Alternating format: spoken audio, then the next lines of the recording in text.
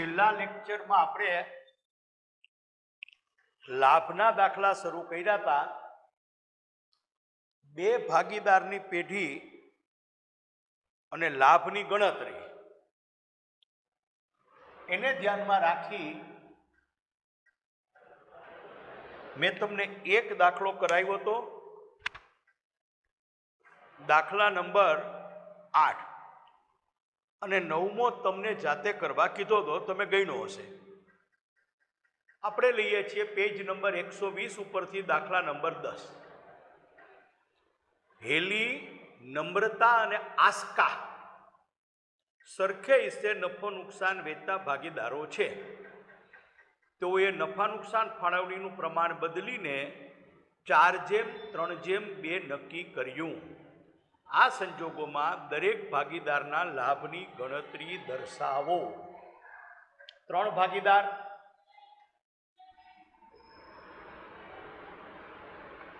હેલી, નમ્રતા અને આસ્કા.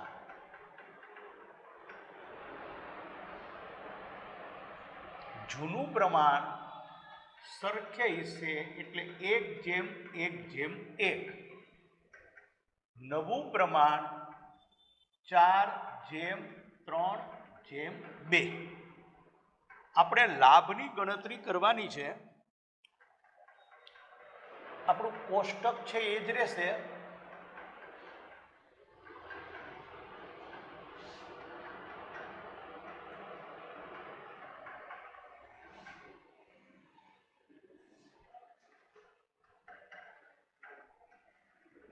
ભાગીદાર,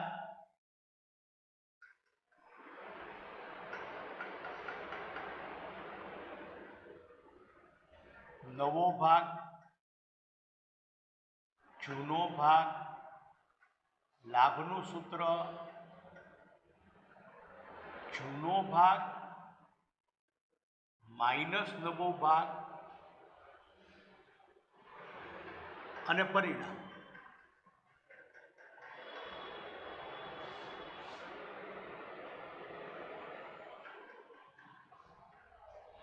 ત્રણ ભાગીદાર, હેલી,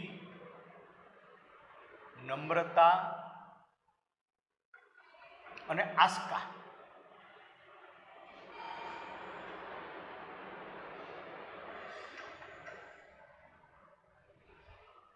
નવો ભાગ છે એનો 4/9. 4 ને 3, 7 ને 2, 9. 3/9 અને 2/9. જૂનું પ્રમાણ 1:1:1 એટલે 1/3, 1/3 અને 1/3.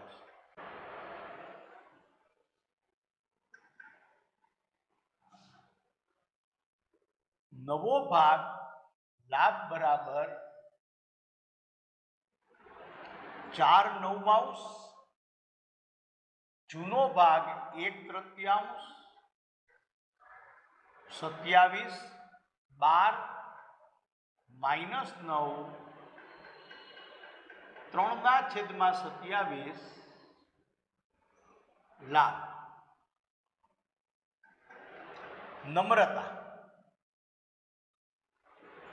નવો ભાગ 3/9, જૂનો ભાગ 1/3,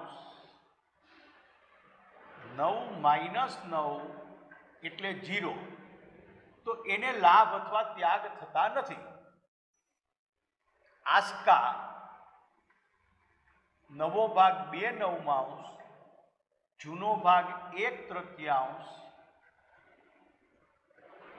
6 - 9 -3/27.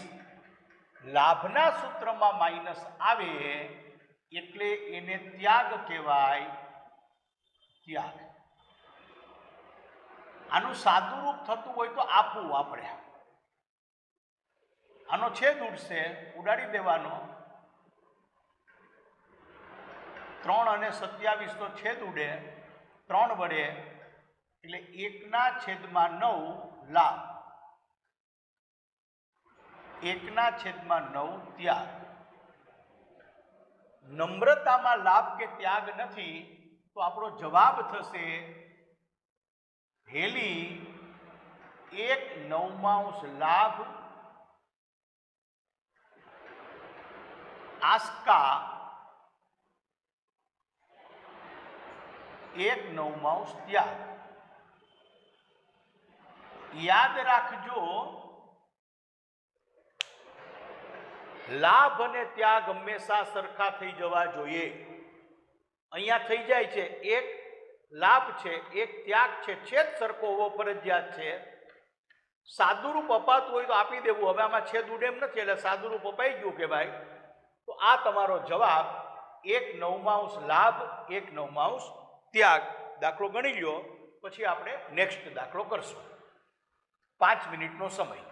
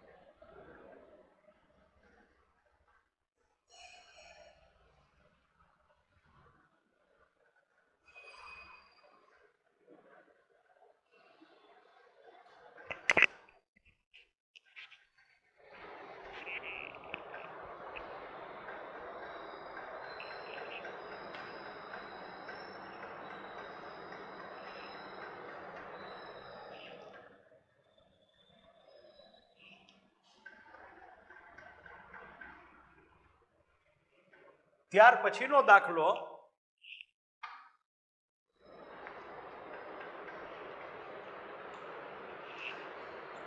માનસી, બીજલ અને માધવી બે જેમ એકના પ્રમાણમાં નફો નુકસાન વેચતા ભાગીદારો છે.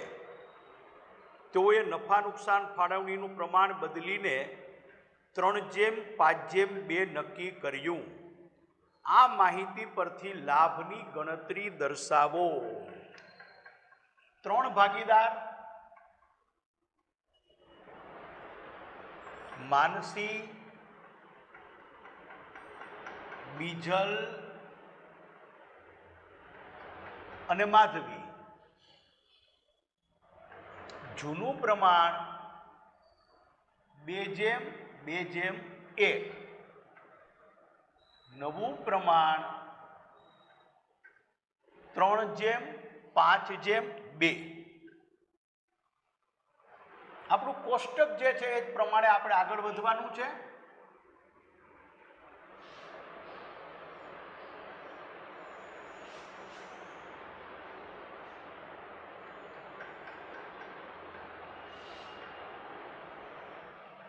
ભાગીદાર, નવો ભાગ,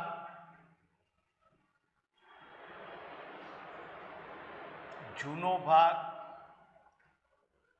લાભનું સૂત્ર છે લાભ બરાબર નવો ભાગ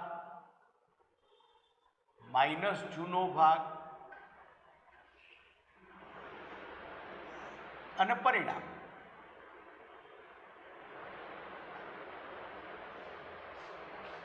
ત્રણ ભાગીદાર,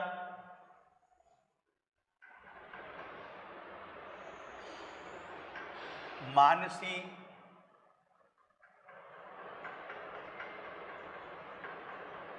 બીજલ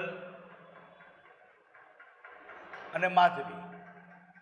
નવો ભાગ 3:5:2 એટલે 3 દશાંશ, 5 દશાંશ અને 2 દશાંશ. જૂનો ભાગ 2 પંચમાંશ, 2 પંચમાંશ અને 1 પંચમાંશ.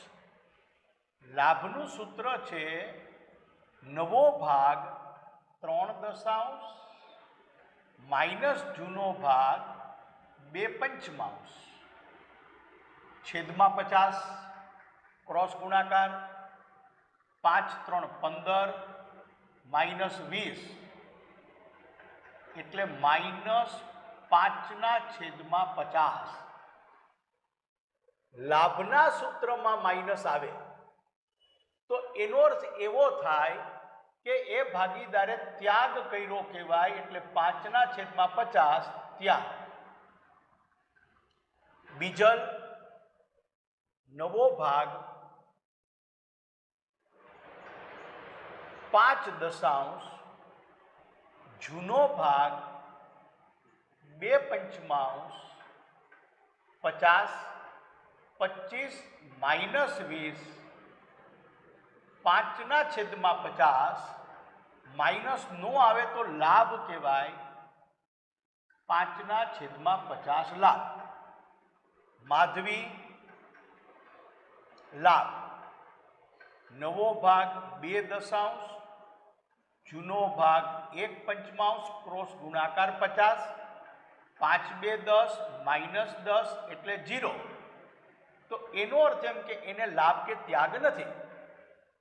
અહીંયા મેં કીધું છે કે જો આનું સાદું રૂપ અપાતું હોય તો આપવું, એટલે છેદ ઉડતા હોય તો ઉડાડવા. અહીંયા ઉડે છે 5 વડે છેદ ઉડાડો તો 1/10,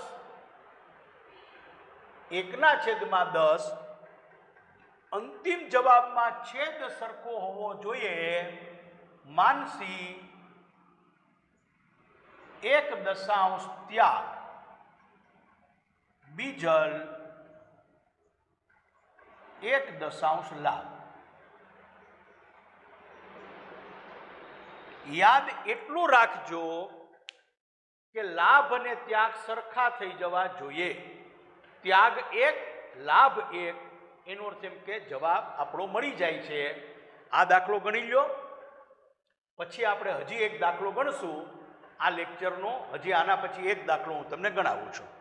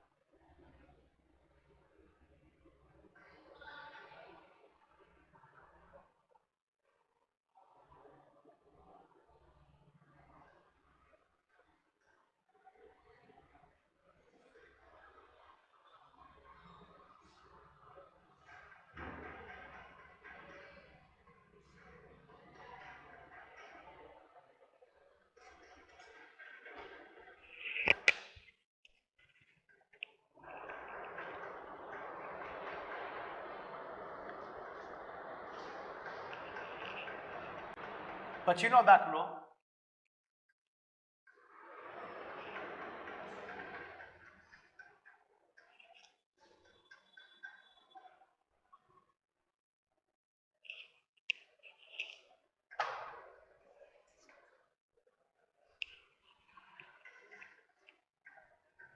રિદ્ધિ, ઋત્વી અને વૈભવી 3:1:1 પ્રમાણમાં નફો નુકસાન વેચતા ભાગીદારો છે. તેઓએ નફા નુકસાન ફાળવણીનું પ્રમાણ બદલીને 1:1:1 નક્કી કર્યું. આ માહિતી પરથી લાભનું પ્રમાણ શોધો. રિદ્ધિ, ઋત્વી અને વૈભવી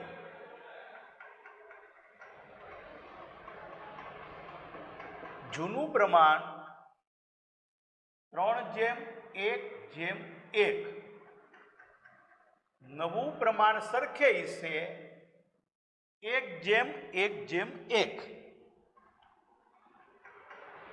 આપણું કોષ્ટક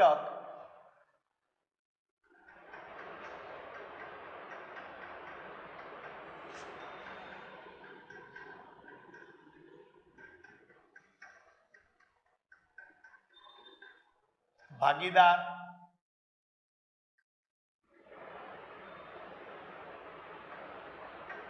નવો ભાગ,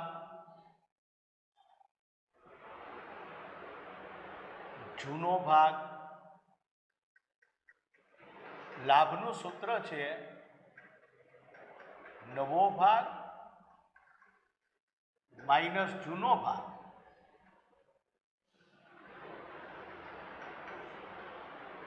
પરિણામ 3 ભાગીદાર,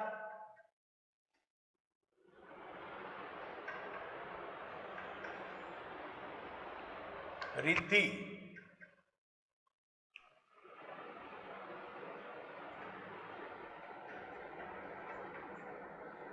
ઋત્વી અને વૈભવી. નવો ભાગ 1/3, 1/3, 1/3. જૂનો ભાગ 3/5, 1/5, 1/5. લાભનું સૂત્ર છે નવો ભાગ 1/3 માઇનસ જૂનો ભાગ 3/5. ક્રોસ ગુણાકાર 15 આવશે, છેદમાં 5×3 15, અંશમાં 5×1 5 અને 3×3 9, -4/15. લાભના સૂત્રનો માઇનસ છે એનો અર્થ થાય છે ત્યાગ. 4/15 ત્યાગ. ઋત્વીમાં નવો ભાગ 1/3, જૂનો ભાગ 1/5, 15, 5 - 3, 2/15 લાભ. વૈભવી 1/3 માઇનસ 1/5, 15, 5 - 3, 2/15 લાભ. જવાબ થશે રિદ્ધિ 4/15 લાભ. ઋત્વી 2/15 ત્યાગ અને વૈભવી 2/15 ત્યાગ. હવે અહીંયા જો આપણે એનું પ્રમાણ કાઢીએ તો 4, 2 અને 2 કહેવાય. એને તમે ટૂંકું કરી શકો છો. આ તમારો જવાબ જ છે. 4/15 રિદ્ધિને લાભ મળ્યો છે, 2/15 ઋત્વીનો ત્યાગ છે અને 2/15 વૈભવીનો ત્યાગ છે. છેદ સરખા હોવા જોઈએ. જવાબના છેદ સરખા છે. જેટલો લાભ એટલો ત્યાગ. લાભ 4, ત્યાગ પણ 2 ને 2 4, એટલે દાખલાનો તાળો મળી જાય છે. તમે આના પછી એક દાખલો બુકમાં આપ્યો છે, જાતે કરજો. હજી હું તમને થોડાક દાખલાની પ્રેક્ટિસ કરાવીશ. ઉદાહરણના બધા દાખલા જાતે ગણવાની ટ્રાય કરજો. નહીં આવડે અને કદાચ કંઈ ડાઉટ હશે તો આપણે નેક્સ્ટ લેક્ચરમાં એની ચર્ચા કરશું. તમારામાંથી કોઈ વિદ્યાર્થીને કોઈ પણ મુશ્કેલી હોય, હું જે દાખલા કરાવું છું એમાં, તો મારો મોબાઈલ નંબર 94 267 17,000 ઉપર તમે સવારે 9 થી 11 વચ્ચે ફોન કરજો. તમારી કોઈ પણ ડિફિકલ્ટી હશે, હું તમને આ મોબાઈલ નંબર ઉપર ફોન કરશો તો સોલ્વ કરી દઈશ. આપણે આ લેક્ચર આપણું પૂરું કરીએ છીએ.